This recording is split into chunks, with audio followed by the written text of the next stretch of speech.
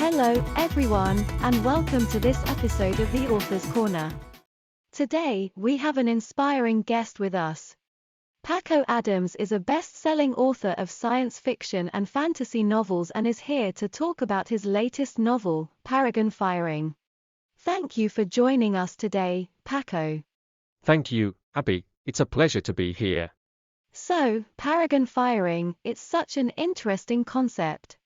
Can you tell us a little bit about the book and what inspired you to write it? Sure. Paragon Firing is about a British Army section that gets transported back to 7th century Britain with modern weapons. But it's not just about the guns and the explosions, it's about the people and how they deal with this impossible situation. The inspiration came from a dream I had where I was a soldier in ancient Rome with a modern rifle. It stuck with me, and eventually, I decided to turn it into a book. That's really fascinating. I'm sure our listeners are eager to know more about the creative process behind this unique story. Can you talk briefly about the research that went into crafting the historically accurate setting? Yes, definitely. The research was a huge part of writing Paragon Firing. I spent months studying the 7th century Anglo-Saxon period, their way of life, their culture, and their language.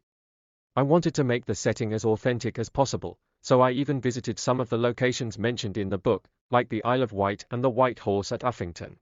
I also had to research modern weapons and how they would function in a medieval setting, but it was a lot of fun. That sounds like a really immersive experience. Can you share a section from the book that brings this story to life with our listeners? Sure, I'd love to. This is a scene from early on in the book when the army section first arrives in ancient Britain. The first thing Aidan noticed when his feet hit the ground was the smell. It was a mixture of earth, dung, and something else he couldn't quite identify. The second was the sun's brightness, which seemed far harsher and more intense than he remembered. He was still trying to process it all when he heard shouting and clanging metal. Aidan turned to see the rest of the section appearing one by one from the white light.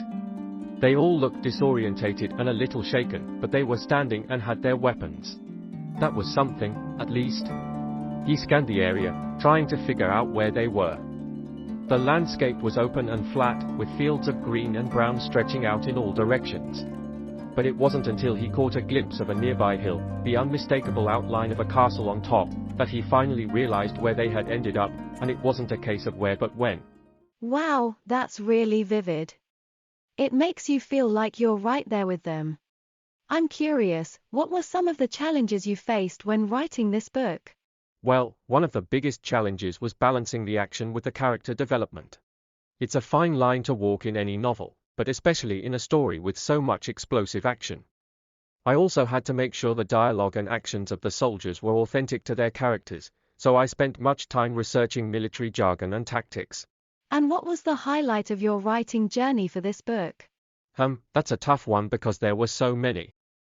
But I think the most rewarding part was seeing readers' reactions to the story, especially those who had a strong connection to the history and culture of ancient Britain.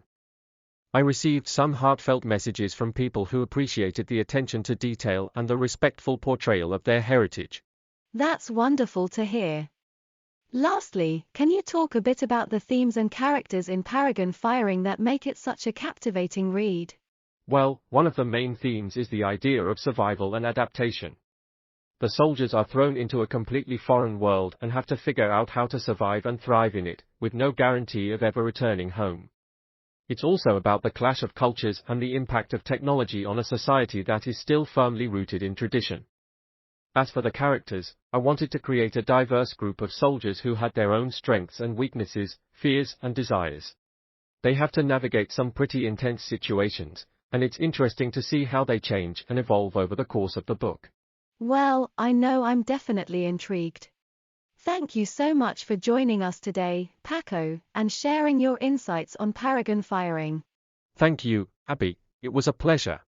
If you enjoyed this week's podcast, why not tune in next week when we interview another author? Remember, you can buy Steve Barker Covertop's series and other books and receive a 10% discount just for tuning in. Remember to use the discount code BOOKSCENTRAL. The link is in the description.